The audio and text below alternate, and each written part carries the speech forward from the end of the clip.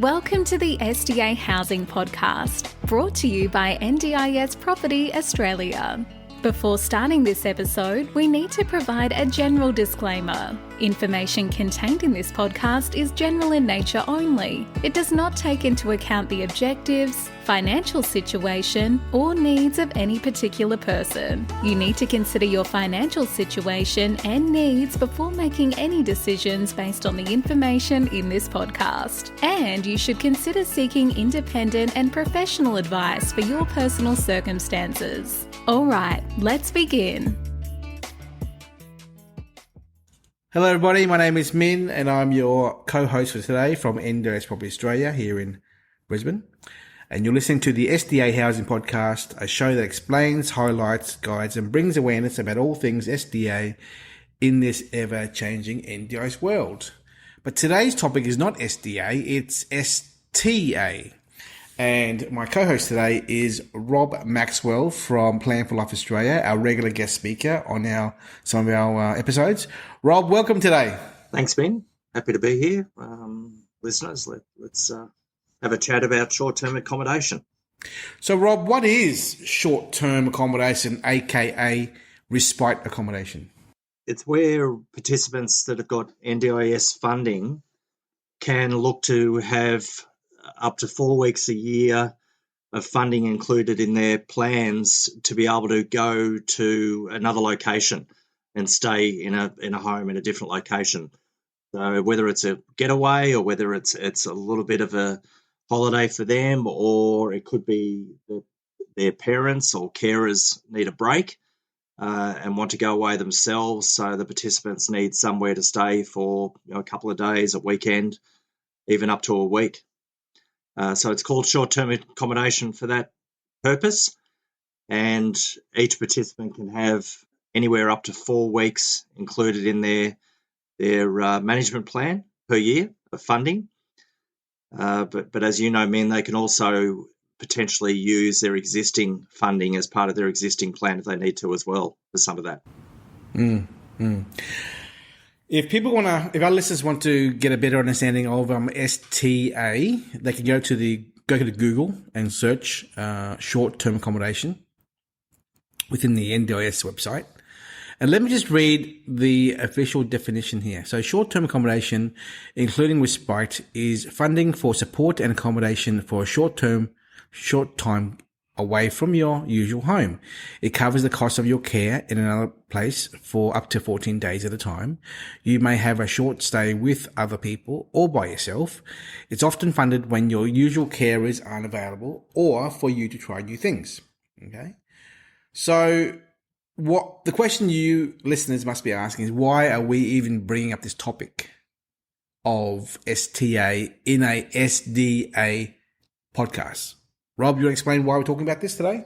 We're talking about this because in order for these participants to be able to stay somewhere, and what we're looking to do at Plan for Life Australia in consultation with NDIS Property Australia is that we're reaching out to supported independent living workers, we're reaching out to support coordinators, plan managers, SDA managers, and letting them know that we can potentially help participants be placed into an accommodation in different areas where they might want to have one of these short-term accommodation breaks. So in order to be able to do that, we need to have the locations with the houses in them to supply. So for your viewers, think of it a couple of ways. One is it'd be great if it is an existing NDIS approved SDA home. You may not have tenants currently, or you may be looking at options going forward to build these as to what you can do from an income point of view, where they could be used for respite accommodation via us and our website, so we could go into some sort of partnership there. It also could be that you may have an existing investment property in a location that's reasonably desirable for people to spend a few days in, whether it's down the beach, whether it's in the city of Melbourne. It could be up north on the Murray River near Echuca, Albury, just an area that is desirable for participants to potentially have a break in. We may be able to use that as well as an alternative for investors who may be looking at using stays or Airbnb, for example. So it's just another revenue option separate to STA accommodation. Last year in 2021, I think it was August or September, a year ago, the NDIS program modified the rules to allow participants to tap into their core funding to use for STA. Now, an STA/MTA accommodation doesn't need to comply with the SDA build guidelines that everyone's aware of with regards to SDA, Specialist Disability Accommodation.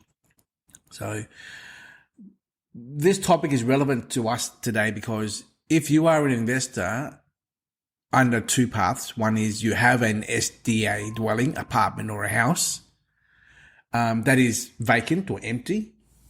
It could be used as short-term accommodation.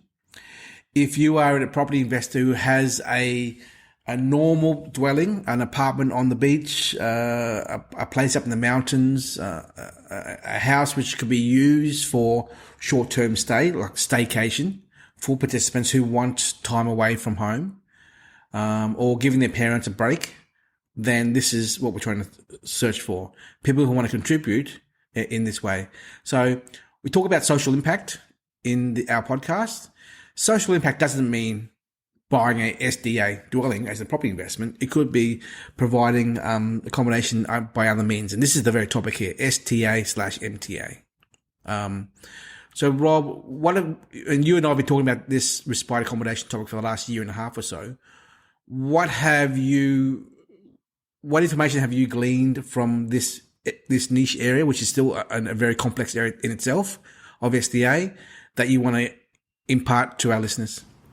A couple of things. One, it's still very early days in regards to the participants and their families even knowing about the option to have SDA funding put in their plan, or as you said, that they can use part of their existing core funding in order to go on these getaways. And what's interesting there is we chatted about this a couple of weeks ago where a lot of the funding isn't being used up in the year for the participants. 75% of everyone's funding is only used. So 25% is actually unused at the moment. Yeah, and I think the average across Australia for a NDIS participant is around $60,000 to $70,000 a year. 74,000 per participant, which is around 15,000 roughly is not being used, which could be a week away in one of these accommodation options for STA. So what we're looking to do, and in our feedback and speaking to the plan managers and the support coordinators and the SILs that we're dealing with, is that once this is advertised and they're made aware of these options, and we're doing that through the website and hence this podcast as well in order to find them attractive options that they can look to stay in, then there will be significant demand straight away for participants to take up this option for accommodation of up to 2 weeks. So it's certainly a growth area. It's an area that's undersupplied in terms of there's not many companies out there doing it and providing this type of accommodation. So hence it's a niche in the market that could fill what you talked about earlier quite easily in terms of helping. Yeah, it's a very lucrative niche, isn't it, Rob? It can be, yes. Similar to Airbnb if you get that right and you've got significant accommodation and not much vacancy. You could be looking at $300 a night as a return for this. So if it's filled up most nights of the week, that's a couple of $1,000s potentially a year on one of these properties. Actually, the best way to explain this, Rob, is imagine if the two entities came together. They were Airbnb and NDIS, and they produced a little baby, right? And that baby is called STA, Respite Accommodation. Yep.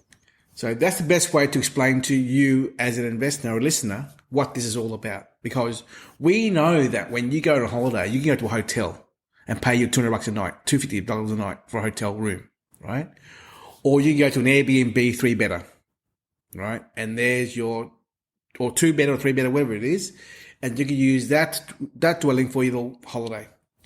Now, this is pretty much the same thing, but it's in the NDIS environment. So where there is a participant who lives at home with mum and dad or wherever they are, mum and dad wants to have a break. They've been looking after their child who's a participant for the last 20, 30, 40 years of their life, and they're tired. They need a break for a week or a weekend or a day. Now, these kind of STA dwellings, Respite Accommodation dwellings, they can be used for exactly that, giving the parents a break for a couple of days or 2 weeks or so. Because there is that funding there, the core funding in place, which can be tapped into to use for covering this. And this covers their accommodation costs, the care, the food, the trip there. It's basically covered by the provider doing the Respite Accommodation service. And this is an area that Plan for Life Australia wants to specialise in, isn't it, Rob? Yes, correct. So, and as you mentioned, the parents or the carers might want to go on a holiday themselves somewhere else. So the participant needs to be looked after. So their existing carers can come with them to this respite accommodation, or we can look to provide carers so that their existing carers can have a break as well. Yeah, there's just a lot of opportunity in this area. The other aspect to this that the SILs and the plan managers and the support coordinators talk about how it's undersupplied is their participants are going to do group activities in centres around the country. So they might go for 2, 3, 4 hours or a day where they can, paint or they can play games. There's just all sorts of activities that are provided for them just so they can get out of their own environment, their own home, and give everyone a quick break. This is where this can be targeted as well with the STA. We can tailor specific reasons and activities for them to do in the time that they're in one of these homes, which makes it even more attractive. So that's where we're heading with it. The activities, yeah, exactly. The activities that you referred to, Rob, they could range from horse riding to art classes to a field trip with other participants, to going to the AFL match on the weekend, going to the opera, cinemas. Yeah, correct. There's all sorts of things, whether it's outside the home or it could even be just inside the home.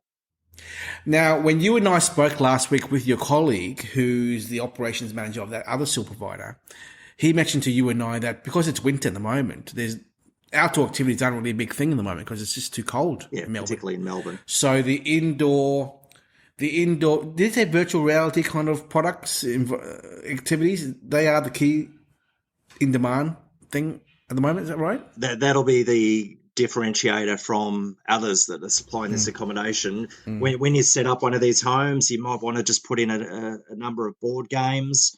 We talked about you might want to put the video game consoles in, the Xbox, the PlayStation, and maybe take it a step further and incorporate some virtual reality and augmented reality as the technology for that improves going forward. Yes. Your Oculus Rift, where the participants can spend a day playing games where they feel like they're there, or where it's heading in the future is they might be able to have experiences through these games consoles and the television where they feel like they're at this location. Yeah. So that's where it's heading, where they can have that experience going forward, and they may be happy to do that for a few days within the home and not actually even leave the home. But it gives everyone a break. It stimulates them mentally and gives them different options to what they're used to. So that's the attraction for this and why we think that it'll actually work very well. Yep. I want to reiterate to our listeners again the importance of this topic here. A big question often asked to us as from these potential SDA property investors is it in an area of demand? Can you guarantee me tenants for my SDA dwelling? What happens if it's empty? Well, this topic here covers the answer. What happens if it's empty? If for some reason I use an example. Let's say you bought an apartment on St Kilda Beach, which was SDA compliant, 2-bedroom, 2-bathroom for an HPS participant, for example, right? St Kilda Beach, You spend $1 million on it, as an example. You find it hard to fill it up with a long-term tenant who is a HPS tenant, funding from the SDA. And so you say to yourself, well, what do I do now? What's my fallback position? Well, fallback position number one is to rent it to a normal tenant. $600-700 a week in rent, number one. Number two, use it as an MTA dwelling, whereby the NDIS pays $140 or $150 per night per person in this dwelling. That's HPS. For a HPS participant waiting for their eventual house or home to be built. So that comes under MTA. MTA overnight rates are about $140 per night, so about $1,000 a week per participant in this scenario here. Okay. Number three is short-term accommodation respite accommodation. Okay. So what does that mean?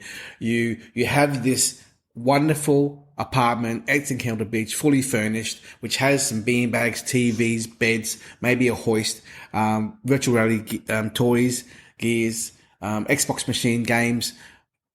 Everything's all provided for, and it allows someone to come here who's in a wheelchair to be with their carer, 2 carers, day shift, night shift person, and the NDIS is providing a daily rate, overnight rate of about, I think it's about $1,600 a night.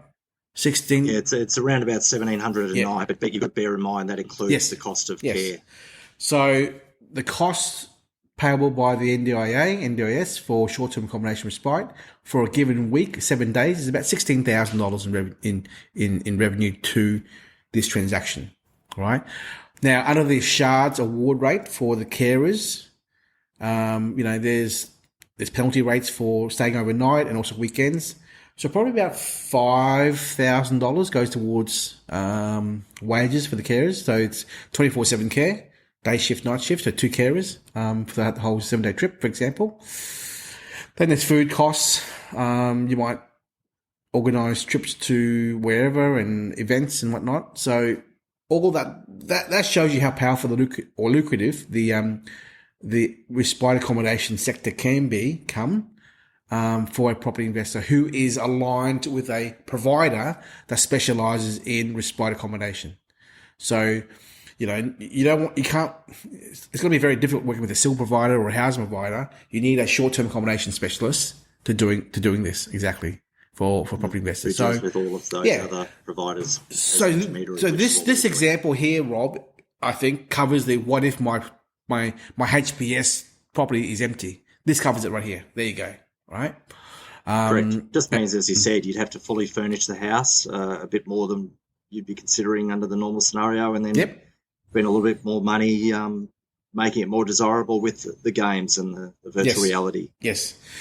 So if you are a property owner who has multiple properties, which may be in places of desirable lifestyle locations, in Victoria, then certainly reach out to Rob from Plan for Life Australia. Rob, what's your contact details there, Rob? Contact details? Yeah, people can reach me at rob@planforlife.com.au. You can also reach me on my mobile, 0417 172 677, or you can go to our websites that we'll have up and running by the time this podcast is aired, and that is plan-for-life.com.au or planforlifeaustralia, or one word, .com.au. That's where we're setting up the respite contact details, and we'll eventually be using that to do bookings, provide information on these lifestyle areas, and also the particular homes that we may be able to offer accommodation for. So we're looking for investors to partner up with this, who provide the accommodation, and we provide the contact details and the participants and help manage the overall process for them. So I want to bring it back to stories and examples of what's happened in the last few weeks with us. We have a client who's in Melbourne. He has a 4-bedroom unit in Moonee Ponds, and he's waiting for it to be vacated so that he can do some minor renovations, refurbish it, furnish it actually, and make it more suitable to like an Airbnb style environment, but specifically for Respite Accommodation. Okay, so he's working very closely with us from a consultation point of view to help him and guide him to create a homely environment for participants to have that break away from home. In addition, he also has a improved livability home, which is a OOA plus 2 IL bedrooms, and that may also be used, I think, for respite accommodation if he cannot get participants in this house with his provider. Now, that's one example of a property investor there who is shifting over towards the STA side of things. Last week I was in Sydney and I was in Ryde, and I met up with a client who had 2 blocks of land in Blue Mountains, and he came to us with my colleague Tina from MHA Design to look at doing HPS or whatever homes on these 2 blocks of land in the Blue Mountains. I looked at the stats and data up there in the Blue Mountains in New South Wales, and it didn't have that many SDA participants and demand for that region. However, I said to him, look, I'm not saying don't build the HPS homes on the site, but consider a different approach, meaning build them as FA, fully accessible homes, and maybe IL houses side by side. But your target market is participants for short-term accommodation, respite. Because I think Parramatta Penrith is 45 minutes to an hour or half an hour away from Blue Mountains. Rob, do you know the information, the location? How far is Penrith from Blue Mountains? The Blue Mountains is really only probably an hour and a half from pretty much all of Sydney and the North Shore. Yeah. Great area to go on a holiday. Yes. So it's a perfect option. Exactly.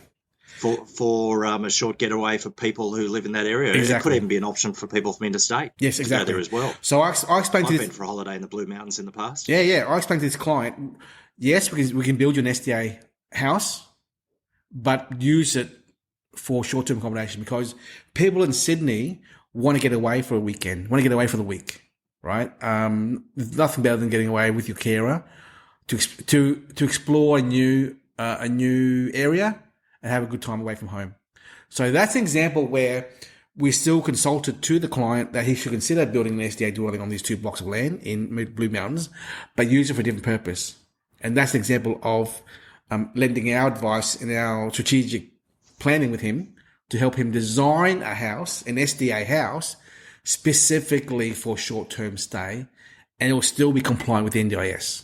Yes, you've got both bases covered in the future if you want to let it out on a more permanent basis. Exactly. So these 2 dwellings in this Blue Mountains can be used as STA, MTA, or SDA, and even Airbnb. They're the 4 types of rental options he has for these dwellings, and he was happy to move forward and consider that as well. So as you can see, listeners, there's many different ways to skin a cat. Sorry for the blunt example there, but you can use your property strategy for short-term stays as long-term stay, and there are different providers in the market: SILs, housing, short-term respite people who provide different services. And unfortunately, Rob, as you know, you and I have realized this, many of these SIL providers out there, they don't really understand it, nor do they have the time to even focus on this area. It's a niche area, isn't it, Rob? Very niche. It is, but it's one that they understand there is a need for, and plenty of demand that they will just refer some of their participants straight into these accommodation options. Before we hang up and move on and finish the episode, Rob, I want to tell you the numbers again. There are 4.5 million people in Australia, of 27 million people, I think. 4.5 million people who are disabled in some form of capacity. There is right now 530,000 in the NDIS scheme. Of that number, 530,000, roughly, 6% is SDA. The other 94% is over here. We're still funding. So the target market for this is huge. And all those people in the 94% category, they all have core funding. From 10 grand to, to a couple $100,000. right? And our social impact here as a concept here of short-term accommodation is to provide one participant 1 day of respite away from home or wherever they are to give them a life-changing experience. Because I'm sure that there are many participants in Australia who've never been to the beach, who've never ridden a horse before. I know I haven't. Who've never had an art class session before, who've never gone to the opera before, who've never been to the AFL match before. I know there's plenty of people out there who've never had the chance to do so. And the NDIS scheme has the funding in place for participants to give them a break in life, and that is this respite accommodation. So the numbers are huge, aren't they, Rob? Yeah, they are. I think we worked out the total addressable market was some extraordinary figure that we thought it was a mistake. But as you mentioned, there's potentially a lot of participants that can access this. So there's plenty of homes and locations that are needed for it. So the average participant in Australia is 74,000 funding per year. 25% of that is not being used. So a quarter of 74 is how much, Rob? $18,500, which is which happens to be the same, almost the same number. Yep. 7 days. Correct. So there's an old saying in life: if you don't use it, you lose it. So a participant who has $74,000 of funding and not using all their funding will lose that $18,000 every year if they don't use it. So I say to you, Mr. Participants out there, if you're getting free accommodation, free care, free holiday, free food, free trip, and a break away from life, take it. Use it. Enjoy your life. This is what the NDIS scheme is all about, to improve the livelihoods of people who are in the scheme to better their lives in any way. So slowly but surely, Rob, I'm slowly getting private inquiries directly to me in my office about this topic, of which I referred them to you as well, because this is a very niche area of the NDIS, and we want to provide a social impact to the participants out there. And if we can change one life at a time, and utilising the scheme to their advantage, to their benefit, then we want to do so in every way, shape or form. We encourage any support coordinators, plan managers, SIL providers out there who are listening to this podcast to contact Rob at Plan for Life Australia, just to get some ideas as to how we as a group can help the other service providers and all the participants out there, and collaborate to do something good for the community. Correct. Rob, any final words before we hang up? No, I think that pretty much covers it. So we look forward to being able to help people in the future and give investors another option that might lead to an income stream for them down the track as well. Wonderful. Thanks very much, everyone. Thanks, Rob. Bye-bye. All right. Bye. We hope you enjoyed this episode. Please make sure you are subscribed and following us so you can keep in the loop with all of our upcoming episodes. We would really appreciate it if you could leave us a 5-star rating, a written review, and to share this podcast with those that could benefit. Until next time, catch you on the next episode.